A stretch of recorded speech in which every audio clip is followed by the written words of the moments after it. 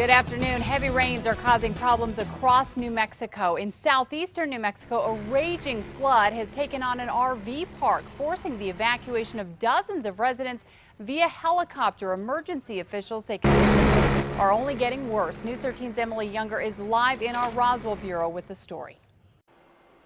Kim, I've been on the scene all day and it's absolute chaos. The very second an evacuee is safe, crews are off helping the next victim. Raging water is creating quite the commotion in the air and on the ground near the small town of Lakewood.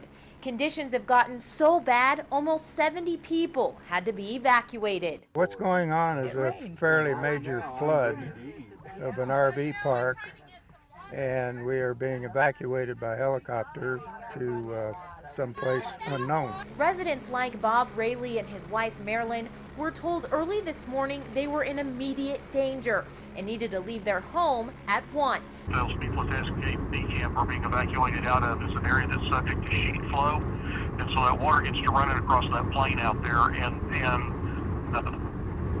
the access that gets to them, like I say, is inundated and unpassable by vehicle. Eddy County emergency officials say water levels in area reservoirs have doubled in the last 24 hours.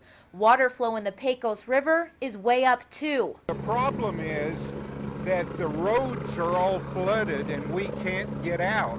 But that's not the only concern for emergency workers. They say 2 other people are trapped inside a stopped train just right behind me near Lakewood Road. It was just part of a normal run, and it happened to get caught in those water flows. Emergency personnel say the 2 people are safe, but crews are having a difficult time getting to them.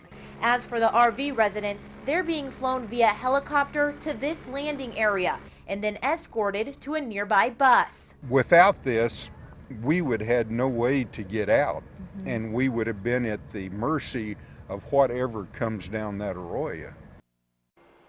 Emergency officials say all 68 of the RV residents will be transported by bus to a shelter in Roswell. They say it could be a couple of days before it's safe for them to go back home.